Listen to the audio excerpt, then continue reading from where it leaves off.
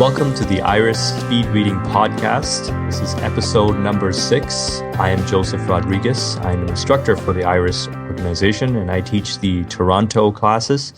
And on the line with me, as always, we have Paul Novak. Paul's the founder of Iris. Say hi, Paul. Hey, Joe. Hello, everyone.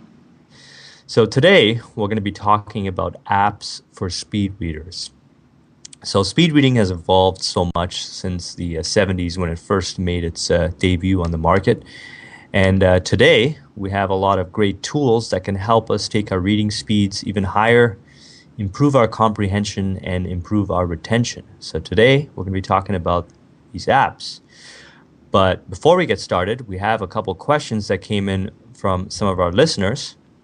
Paul, you want to...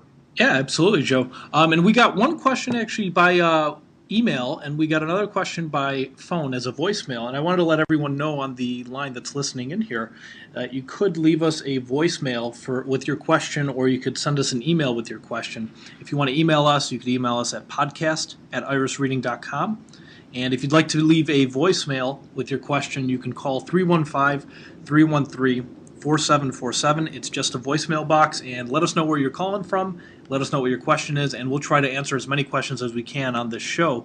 And maybe we'll end up doing a whole show just based on your question. But the first question actually is from Joe, and he's from Pittsburgh. Joe, since your name is Joe, I think you'll answer and I just question. want to be clear that I didn't call in. And Yeah, it's not us calling. The next question is from Paul. I'll handle that one. No. Yeah. Okay, so Joe from Pittsburgh, thanks for leaving your question. You asked about the IQ software, and that's a software that I'm familiar with. I used that many years ago, probably about 10 years ago, to get started in the whole realm. Actually, it was around like 7 or 8 years ago, to be exact, to get started in the whole world of speed reading. And it gave me some good results, and one of the greatest benefits I got out of it was training your eyes to move faster. There's these exercises that you do that will help your eyes to move faster. And to add to that, there's a number of exercises that you can do that we go over in our workshops outside of using a computer to guide you. There's actually exercises that you could do to train your focus and your peripheral vision, all that kind of stuff. And we cover that in our class. And I actually want to talk about one of them. Yeah, actually, one of the apps that we're going to be talking about today is an app that's freely available from us. And it's actually used in a lot of speed reading programs, for example, IQ and a lot of others. We'll cover that in a little bit. I just want to chime in for a moment on IQ because one of the things that Joe, who left a message for us with this question, he was asking, he had somewhat limited results where he made an improvement, and he said it seemed like it was a little exaggerated over you're going to be reading 4 books a day, and this is the common problem that I have with a lot of speed reading programs is that they exaggerate what kind of gains that you're going to get. You're not going to go 10, 20 times faster. You might double or triple your speed. We're looking for realistic gains, not exaggerated ones. Yeah, and that all depends on other variables, like your level of focus, your level of commitment, also, and how much practice you're willing to do. Absolutely. We generally find in our workshops that students increase their speed 1 to 2 times, and that's based on also improving comprehension and retention. Now, I didn't get a double the speed increase when I was using IQ, but I didn't really use it that much. So I can't really say talk about the effectiveness of the program as far as like getting to like triple or quadrupling your reading speed. I did find that it did help, and I really think that the eye strengthening or the eye exercises helped a lot. But if you don't want to get the software, or if you want to do some manual exercises, here's a quick one that you can do. One thing you can do is focus on an object on the room that's further away, about 20, 30 feet away, 20 feet away, let's say, and then focus on an object that's 5 feet away. And you'll notice that there's a point where your eyes need time to adjust on the focus for the object that's 5 feet away and the object that's that's 20 feet away. So if you go back and forth between the object that's 5 feet away and 20 feet away, and you do that for a couple of minutes, what you're doing is you're training your eyes' ability to zone in and focus on an object. Now that's great because when you read, your eyes focus on each fixation point. So that's a great little tip. I got that from a book that I was reading called Speed Reading for Dummies. It's the Dummies book for speed reading. Paul, I'm a dummy, and and there's also the Idiot's Guide as well. The Idiot's Guide, yeah. So depending on how well you want to check out that book. Flatter yourself. Yeah. So Joe, check out that book. There's a bunch of exercises in there. So as far as the effectiveness of IQ, I think that all really depends. I never really got to put it under a vice and really analyze it and see how far I could take it. But at the end, we do find doubling 1 to 2 times your reading speed, or doubling your reading speed, is about average for our workshops. Right, and those are workshops, but just to kind of clarify, our most popular workshop is a 1-day, 5-hour session. I think it's most popular because everyone can come in on a weekend and get it all done in one day. And obviously, 5 hours is a lot of time, and it's also very little time. So what we do during that workshop is a lot of drills and exercises, and typically what we're able to do is get someone to at least double their reading speed. Now, can someone triple? Absolutely. Some people do in that class. And it kind of depends where you're starting from. Some people come in below average readers in terms of their speed. Some people come in above average. Some people are reading fast and they're trying to improve their comprehension. But we do a lot of drills and exercises during that class to try to improve all parts of your reading skills: the speed, the comprehension, and retention. Also, really important to understand that it's based on the type of material reading. Also, very true. Yeah. So I want to introduce the next question that we had. It was from we actually got a question, Joe, from Turkey. And it's from, his name is Ergen, and his question is, there's different ways to learn speed reading. There are several types of software on the internet, and they use tachistoscope systems. The tachistoscope, by the way, I always have trouble saying that word. Me and Paul actually took a few minutes before the podcast trying to figure. Let's make sure we know how to pronounce this thing. It's got and I'm familiar with this kind of a system. They do a lot of software programs. Use this. Now, Ergen's question is, they don't recommend using your hand as a pacer, but you guys are recommending that you do use your hand. What is the difference between these two systems of learning speed reading? And I want to go into that. Yes, there are two systems of doing it. One is computer-based and one is based on a physical book. We're asking students usually to use their hand or a pen to guide their eyes. Now, we do that with a lot of speed reading programs will do that initially to get people to read faster when they're reading on a physical book, printed page. Now, when you're reading on the computer screen, most people don't want to put their hand on the screen, and the tachistoscope is actually a method of displaying text on a screen. It's actually very similar. You can kind of think of these words as synonyms. It's very similar to the RSVP method. RSVP stands for Rapid Serial Visual Presentation. And basically, it's a way of blinking the words on the screen at a certain kind of a speed. Actually, one of the applications we're going to talk about today, and I think that should pretty much just, that's a good way to lead into our first topic here. Our first application is an application that uses this type of method of reading. And just to answer Ergen's question, just because I feel like I'm going away from it, what do we recommend? Well, if you have, an RSVP or tachistoscope system that you can read on your screen, we recommend that. If you have to read on the printed page, most people are going to be better off using their hand or a pen initially when they're learning speed reading to guide their eyes. So the difference is basically just the type of material where you're reading it. Are you reading it on the screen or are you reading it on a printed page? So, Joe, you want to introduce our first application because it actually ties in with Ergen's question. All right. The first application that we want to talk about is the Accelerator application, which is an online application. And you can check that out at accelerator.com. Paul, what's the spelling for that? Oh, sure. And yeah, we're sorry to make that a little confusing here. Accelerator is spelled ACCELA, and then the word reader.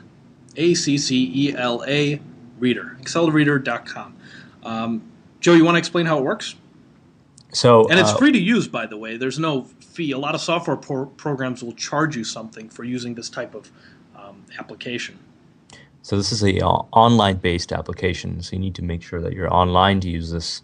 And what you do is you copy a bunch of text, whether it is from a PDF or a Word document, and you paste it right on the screen. There's going to be a little box there where you paste your text, and then you hit the read button. And is it the read button? I believe it's the read Yeah, I button. think the button is Yeah. called read. Yeah. Yeah, it's pretty intuitive. Just go ahead and click that button there, and then what will happen is it'll turn that text into a video format, which will display one word at a time or two words at a time, or you can even adjust it to three or four, whatever you feel. And at the speed that you select. So you might want to go maybe you might be going 250 or 300 words a minute or 350, and it doesn't just go up and down by 50. You can be very precise if you wanted to go 427, for example. And you know what? Everything that I talk about in the classes, all the techniques and strategies that we cover, I recommend that the students practice on Accelerator. And for those that going back to using your hand and just losing focus, I believe Joe mentioned in his call that he was losing focus when using his hand. You'll find that if you can get used to using Accelerator, your focus will be more drawn into it. And the reason because is there's less processes going on. When you're using your hand, there's motor skills involved. There's all these little processes going on that take away from your focus.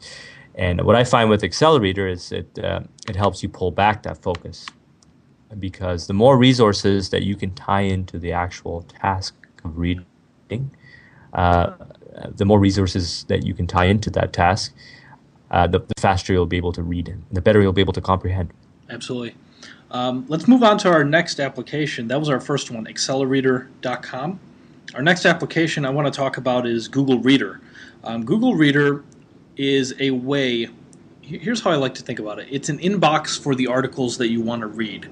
If you have to keep track of a lot of different websites, for example, maybe you're reading a lot of blogs, or I remember when I was a commodities broker working at the Chicago Board of Trade, I had to keep track of the Wall Street Journal, the Economist. On a daily basis I was checking Investors Business Daily, Financial Times. There were probably close to 10 different websites that I would check every day. Now, the funny thing about it was I wouldn't just check them once a day. I would check them in the morning, and then after the market opened, a few hours later, I would be checking again because I wanted to see, is there any new news that I should be looking at and reading? And then I would check it multiple times a day, but think about how tedious that is. I would make a bookmark for each one of these websites, all 10 of them, and then I had to visit each one of them to check if there's any new information, and then I would do that again. All 10 websites. And I do it again, all 10 websites. Here's how Google Reader works. And it works with RSS feeds. Some of you might, that are listening to the show, are probably familiar with RSS feeds. For those of you that aren't, RSS stands for Really Simple Syndication. And what it does is an RSS feed, you would use it in coordination with Google Reader. So you click on that little orange icon that you see a lot of times associated with RSS feeds. When you click on it, it'll ask you, okay, what do you want to subscribe to this RSS feed with? And you would choose Google Reader. Now, I recommend Google Reader. I know there's a number of other RSS readers out there. My favorite one is Google Reader. And because I have a Gmail account, I could just log in with my Gmail. And you subscribe to that RSS feed, and you're not subscribing and giving someone your email. All you're doing is telling the application, Google Reader, keep track of this website for me.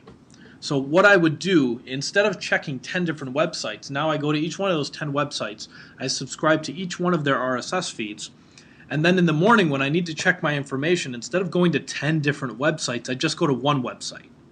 I go to google.com/reader. That's where my Google Reader is located. And what happens is Google takes all of those 10 different websites and it filters all of the articles into my Google Reader account. And you can organize your Google Reader account with folders and things like that. So I actually have a folder right now that's called Financial News because I still keep track of financial markets.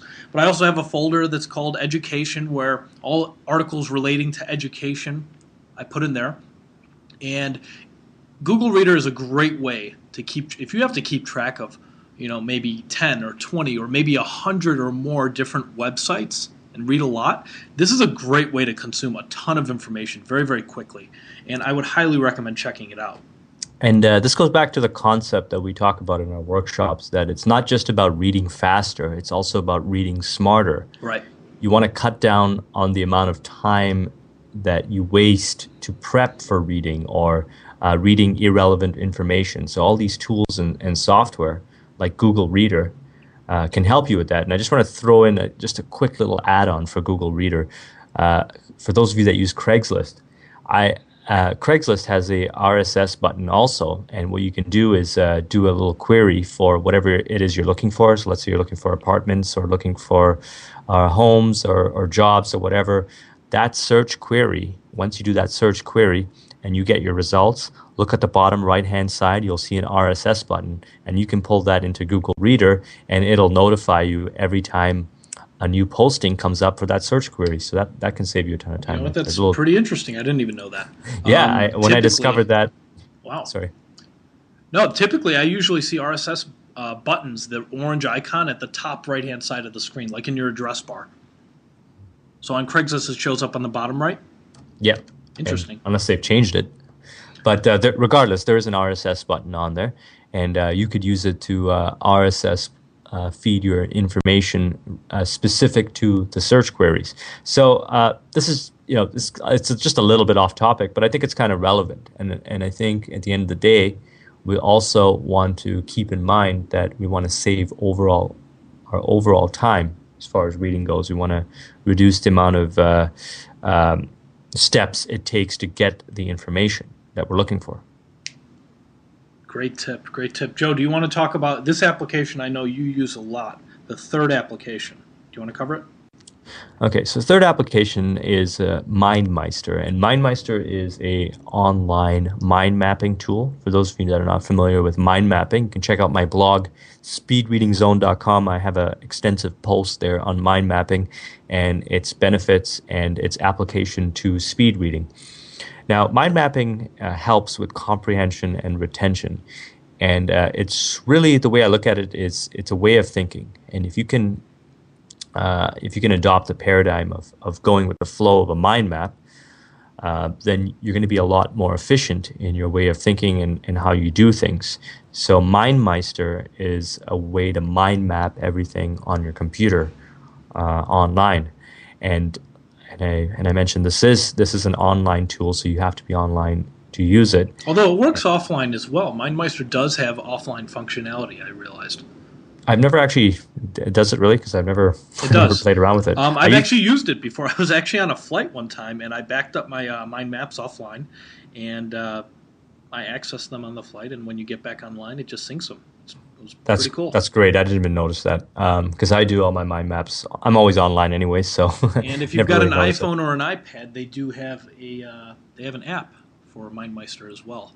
You know what I found with the app, though, the iPhone app at least, is you can't edit them. You can download them and view them and share them. Yeah, you can't edit them.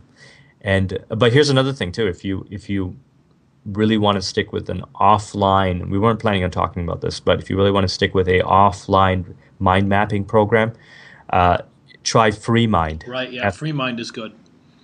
It looks exactly the same as Meister, and it's completely offline and it's free. It's downloadable. You could. I think it works. I know it works on a PC, and I think it works on a Mac as well. So again, Meister, being a mind mapping program, will help you with comprehension and retention. And I recommend that you use mind mapping regularly, because what it does is it helps you organize your thoughts in a certain way where it keeps into consideration the left and right hemisphere of your brain. So it's a more efficient way of thinking, a more efficient way of going about your day. And it focuses or trains you to focus on the specific task at hand and build upon it. So you're not getting cluttered by other non-related items. Like you really have to do it consistently for about 20-30 days before you start to see the effects in the way you think. And now I use mind mapping for everything that I do, from project planning to even my presentation or my my presentation that I do at my workshops, my speed reading workshops, is done in a software called, or an application called Prezi, which we're not going to talk about today. Maybe we'll talk about that some other time. It's a very dynamic way of doing presentations, and it's like light years ahead of doing PowerPoints. It's beyond the PowerPoint, the boring PowerPoint presentation all of us have seen before. Many evolutionary cycles beyond PowerPoint. Not to downplay PowerPoints, but what I find is PowerPoints, even if you add visual elements, it tends to be very left side of the brain, very linear, and not as engaging as Prezi. So check out Prezi.com. That's not what we're planning on talking about, but or check out one of my workshops that I do in Toronto, and I use Prezi. Absolutely. So we've covered actually 3 applications in this particular podcast. And the applications we've discussed, we mentioned Accelerator. You can get that at accelerator.com. Basically, you copy and paste your text in there, and it's going to blink the words at a speed that you set. We also mentioned Google Reader, which interacts with RSS feeds and is a great way to keep track of a lot of information if you've got to, keep track of maybe 10 or more websites. And Joe just discussed Meister, which is a great mind mapping application. I've used probably 5 or more mind mapping applications, and that's my favorite one. So what we're going to do, actually, we're going to be doing this podcast on a weekly basis, and we want you to send any questions that you have by email, or you could leave us a voicemail. The email, if you want to send it, is podcast@irisreading.com, and the voicemail box where you can leave us a message is 315-313-4747. Again, let us know where you're calling from and what your question is, and we'll try to cover it in the show. Hey, Paul, I was thinking, I've been getting a lot of feedback from students in the workshops, and one of the major challenges they have is lack of focus. I think that for our very next podcast, we'll dedicate it to the topic of focus. Okay. So we'll relate it to we'll relate it to the world of speed reading, but we can also kind of throw in some information that could be used for other areas in the topic of focus. What do you think of that? Because I've been doing a lot of work and a lot of research. I think that's a great idea. I mean, if you've got better focus, obviously you're going to be a better reader, but that's going to help you in a lot of other areas of life. So, so subscribe to this podcast and send us some questions if you have any questions. And more specifically, we're going to be talking about focus on our next podcast. I think we've kind of decided that right now, right, on this podcast. So send us some questions, send us some sticking points that you have on the topic of focus, and we can address that in our next podcast. But before we get off, just want to let you guys know that we have a special promo. If you are interested in taking one of our workshops, or if you're interested in our online class, if you enter speedreadingzone.com, which is my blog, speedreadingzone.com, at the checkout, you will save 25%. And there's a discount for bringing multiple students, or what's the word I'm looking for here? The group discount. There's group discounts, yes. So if you come in a pair or what's triad? A triad. Yes. Then there's a greater discount. And if you apply the 25% discount code of speedreadingzone.com, you'll save even more. So I just want to let the users out there know about that. And I wanted to let people know you can register at irisreading.com. The classes that we have are in most of the major U.S. cities, and also in Toronto. Joe teaches in Toronto. I teach classes in Chicago. Of course, both of us teach classes in some of the other cities every so often. But if you're interested in the class, go to irisreading.com. Again, enter the promo code speedreadingzone.com for 25% off. And I want to thank you guys for sitting in and listening to another podcast episode. Always like to tell people that if you like this session, please tell your friends about it. If you did not like it, I want you to tell all your enemies about it. Yes, let them suffer. Yes. Thank you. That'll show them. Yeah. Have a good one. Take care. Take care.